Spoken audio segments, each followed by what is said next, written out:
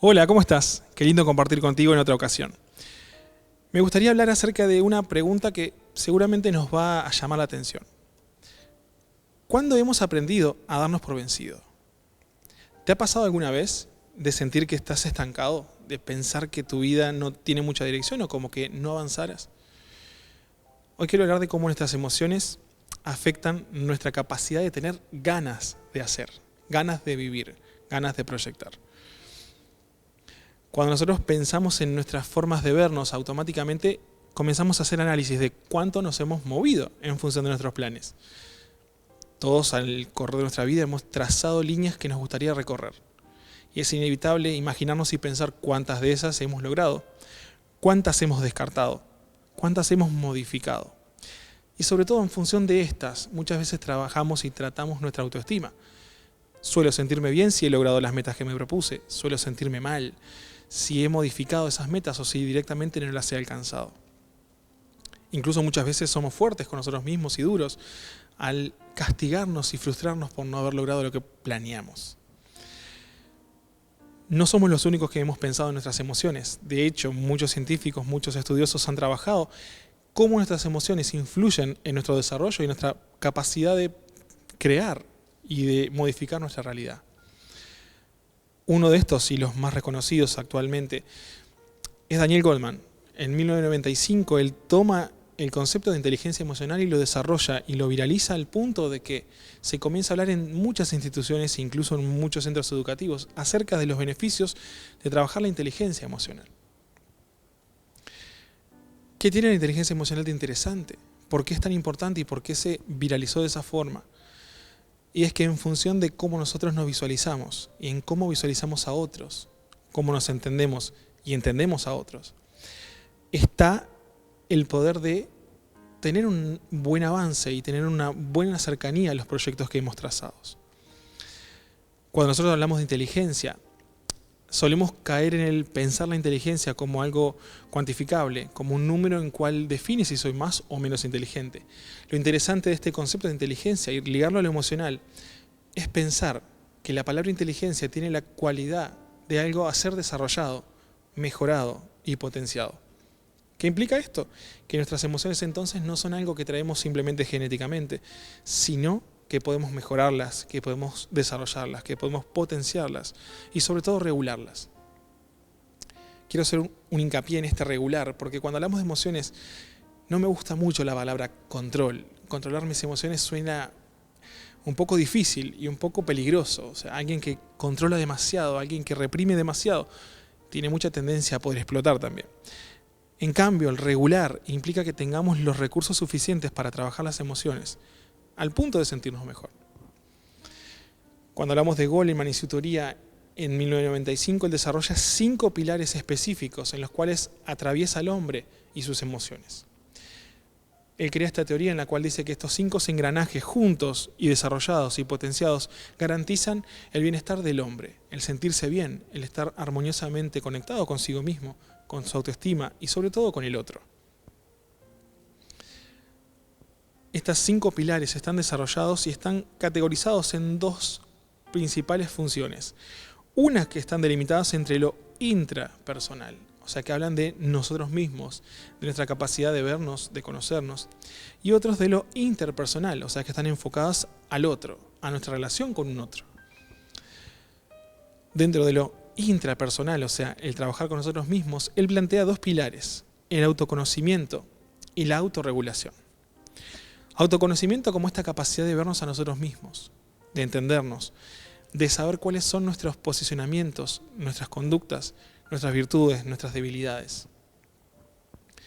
Implica el hecho de ese recorrido y de ese viaje interno que muchas veces nos cuesta hacer, de descubrir cuáles son los beneficios que tenemos de conocernos a nosotros mismos y de enfrentarnos a aquellas cosas que no hemos podido superar.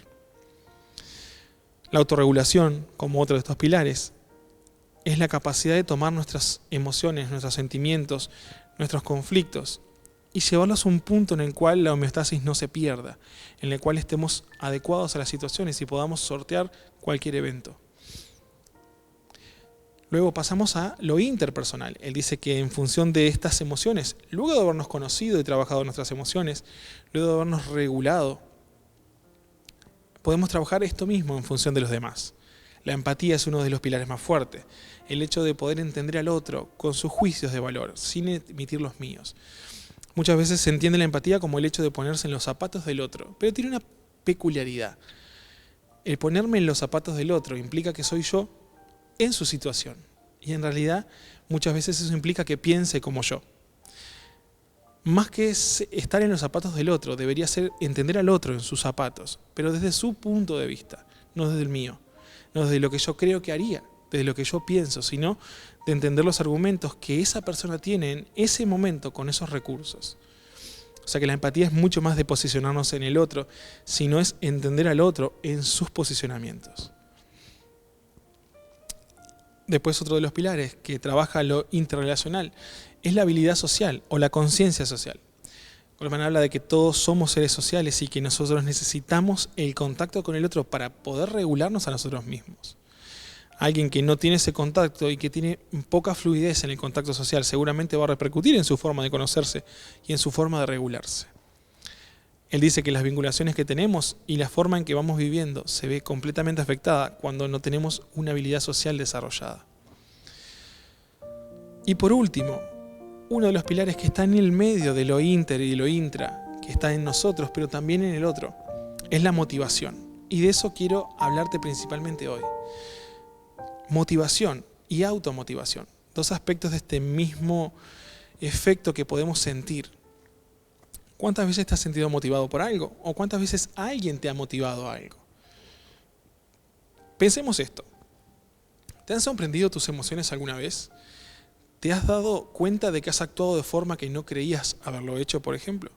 Suele pasar mucho que nosotros suponemos cómo actuaríamos en determinado evento, en determinada circunstancia, pero cuando eso sucede, nos sorprendemos a nosotros mismos.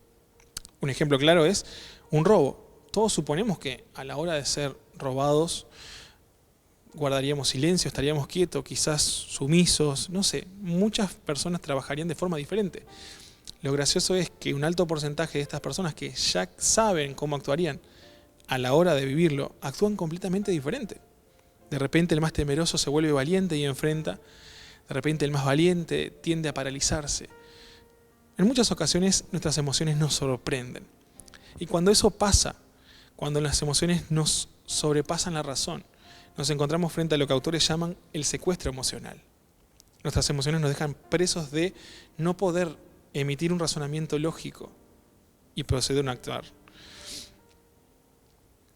Cuando nosotros hablamos de este secuestro emocional, nos vemos atados a los niveles primitivos de la vida, al actuar por inherencia, al actuar eruptivamente, sin tener la capacidad de regularnos rápidamente.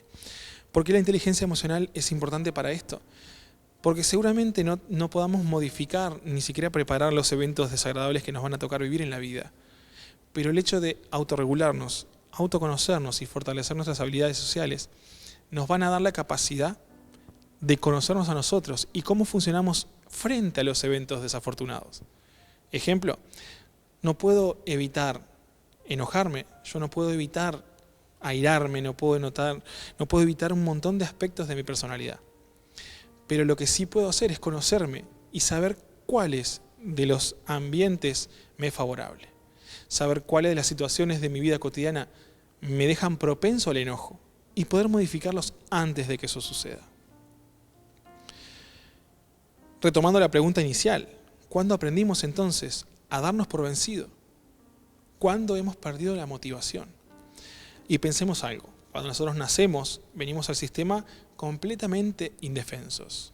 Somos uno de los seres más fuertes del planeta y uno de los más débiles al nacer.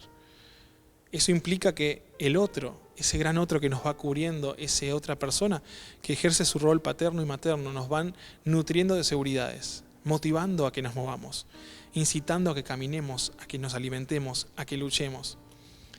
Eso habla de una motivación extrínseca que viene de afuera y que nos impulsa. Pero tarde o temprano, nosotros tenemos que modificar esto y llevar la motivación a algo intrínseco, a algo de lo cual podamos apropiarnos y ejercer sobre nosotros mismos. Hay un autor que se llama Martin Seligman, que habla acerca de una teoría que él llamó la indefensión aprendida. ¿Cómo nos afecta esto? Él relaciona la motivación justamente con la indefensión aprendida. Él dice que nuestra capacidad de vivir y recordar eventos negativos se hilan de tal forma que nos predisponen a la procrastinación, que nos predisponen al frenar y al tender al no movimiento. Sobre todo cuando los eventos negativos son categorizados y englobados en una misma bolsa, en la cual solemos mirar hacia atrás y recordar solo esas cosas negativas. Y de repente decimos, toda la vida me fue mal, todo lo que me propuse no lo logré, no soy capaz de hacer esto, siempre fallo. Y comenzamos a hilar estos eventos, que en realidad cada uno tiene su secuencia, como una constante en nuestra vida. ¿Qué nos indica eso? Que teniendo este recordatorio y este historial, seguramente voy a fracasar. Seguramente para adelante esto no cambie y siga sucediendo de la misma forma. Entonces él dice que el hombre es atravesado por esta indefensión aprendida. Hemos aprendido a vivir indefensamente y a estar predispuesto a los eventos negativos. Obviamente él lo relaciona a la motivación, porque cuando esta indefensión comienza a actuar en nosotros, lo primero que perdemos es la capacidad de motivarnos, la capacidad de seguir intentando. Otra de las constantes que se nutre y que se ve en esta indefensión aprendida es la fantasía de la adivinación. Creemos en que a través de nuestro pasado podemos ver nuestro futuro. O sea, me pasó esto determinada cantidad de veces, seguramente me va a pasar. En realidad eso es una fantasía. Todavía no sabemos cuántas cosas pueden sucedernos ni cuáles resultados vamos a obtener. Pero seguramente vamos a hacer este saldo negativo tan presente en el hoy que nos va a neutralizar el mañana. Cuando nosotros hablamos de motivación, tenemos que plantearnos en estos dos pilares que Goldman hablaba, lo intra y lo inter. Necesito tener estas dos motivaciones completamente armoniosas. Motivación que viene del exterior, obviamente, rodeada de gente que nos motive, de buenas palabras, que nos alienten, que nos impulsen. Pero sobre todo también la automotivación, la capacidad de regularme a mí mismo y de seguir empujando hacia adelante. ¿Por qué? Porque si yo me quedo solamente en la motivación extrínseca, en la que depende de otro, esa motivación termina convirtiéndose en una dependencia emocional. El día que ya no tenga alguien que me motive, seguramente no voy a querer seguir. Seguramente voy a caer en un pozo depresivo, seguramente voy a perder mis fuerzas y voy a sentirme preso de mis emociones. Debemos aprender a automotivarnos y erradicar estas dependencias emocionales. A veces también pensamos que la motivación simplemente es el acto de empujarnos hacia adelante, de alentarnos, de arengarnos, de sí, dale, vos podés, dale con fuerza, vos seguí adelante. Pero en realidad la motivación es mucho más profundo que eso. La motivación en realidad es traer a memoria el verdadero motivo que nos impulsó a caminar. Traer a memoria el verdadero motivo que vale el esfuerzo por el cual estamos desarrollando cierta actividad o que estamos caminando hacia cierta dirección. Esto implica que cuando es a nivel interno necesito conocerme para saber cuáles fueron los motivos para la circunstancia en la cual me encuentro. Y cuando hablo de una motivación hacia otra persona, implica también un nivel de relacionamiento, implica también un nivel de conocer a la otra persona. No solo arengarlo, no solo alentarlo, no decirle vos podés, sino traer la memoria el por qué existen motivos suficientemente fuertes para no frenar. Eso implica conocer al otro. Eso implica ser parte de la vida del otro. Implica entrometerse, implica vincularse profundamente y conocerlo. Teniendo en cuenta esto que decía, ¿no? Si motivar entonces no es arengar, ni animar, ni simplemente empujar sin sentido, está bueno que pensemos la capacidad de traer a memoria. Cuando hablamos de la Biblia, me acuerdo de Jeremías, que en el libro de Lamentaciones de Jeremías, justamente imagínense ese nombre, Lamentaciones de Jeremías. Evidentemente este profeta tenía algunas cosas lamentables que contarnos. Dice la historia que en realidad él era un profeta en su tiempo y en su pueblo, pero que sus mensajes no eran los más escuchados. No estaba siendo completamente escuchado. Eso implica que haya lamentaciones de su parte, que haya un dolor, que haya un desánimo, que haya una frustración. Imagínense ustedes que tengan el mensaje valioso y no pueda ser transmitido, o que directamente a nadie le importe. Dice que en el libro 3, en el versículo 21, él emite un versículo muy gracioso que dice: traerá memoria entonces aquello que aún me da esperanza. Mirá qué lindo esto. Quizás el entorno no era favorable para él, quizás lo que él tenía para decir no estaba siendo valorado en ese momento. y quizás la motivación extrínseca no estaba al alcance. Él dice entonces que ¿dónde la va a buscar? Traeré a memoria eso que aún a mí me da esperanzas. Mira qué interesante que tengamos este recurso de recordar entonces. En nuestra memoria está la capacidad de tener presente estos valores para motivarnos. Recordar por qué estoy acá. Recordar cómo llegué. Recordar qué esfuerzos hice para mantenerme en este lugar. Y sobre todo, recordar claramente hacia dónde voy caminando y cuáles son las metas que tengo preestablecidas. Motivar entonces es vincularnos internamente con nosotros y también con un otro, externamente, entender sus razones, entender sus valores, sus esfuerzos. Y a modo de cierre, quiero trabajar contigo 3 constantes que son buenas que atendamos para mantener la motivación en su lugar. El primero es la activación. Necesito tener el deseo de estar motivado. Necesito activar ese deseo que me mueve y me impulsa a seguir. Necesito tener claro entonces cuáles son la visualización de las metas que quiero cumplir. Necesito visualizarlo claramente y definirlo para poder tener una dirección hacia cuál moverme. El segundo componente es la persistencia. Necesito mantenerme en ese camino. Y cada vez que sea necesario hacer este ejercicio de traer a memoria el por qué es importante, el cómo mantenerme y persistir en esto que creo que vale el esfuerzo. Y el tercero es la intensidad. La intensidad de esos recursos invertidos, nuestro tiempo, nuestras ganas, nuestras fuerzas y sobre todo valorizar el hecho de ir en el proceso, no solo en la meta. Recordar que el proceso es tan importante como aquello que logremos. Darle el valor necesario para que la motivación se vaya encontrando poco a poco. En ocasiones creemos que la motivación debe surgir y solemos decir, no tengo ganas. Y nos sentamos a esperar que las ganas aparezcan de hacer algo. Cuando en realidad la motivación es parte del movimiento. Si no tengo ganas de hacerlo, seguramente voy a tener que hacerlo igual. Y las ganas van a comenzar a surgir en el proceso. Así que te animo y te invito a que hagas esto. Si hoy este es tu caso, si hoy vos te encontrás de esa forma, desanimado, estancado, ahogado, incluso secuestrado emocionalmente, te invito a que hagas eso. Primero, trae a memoria qué cosas te sostienen, cuál es tu identidad, quién sos. Segundo, mantenete en este lugar y en esa dirección que te planteaste. Sé que soy esta persona y sé hacia dónde voy. Sé cuáles son mis metas, sé cuáles son mis formas de caminar. Y tercero, regular la intensidad de estos valores y estos recursos que tenés. Date el valor del esfuerzo que has hecho hasta donde has llegado y sobre todo fortalecete en el proceso para ir alcanzando metas poco a poco.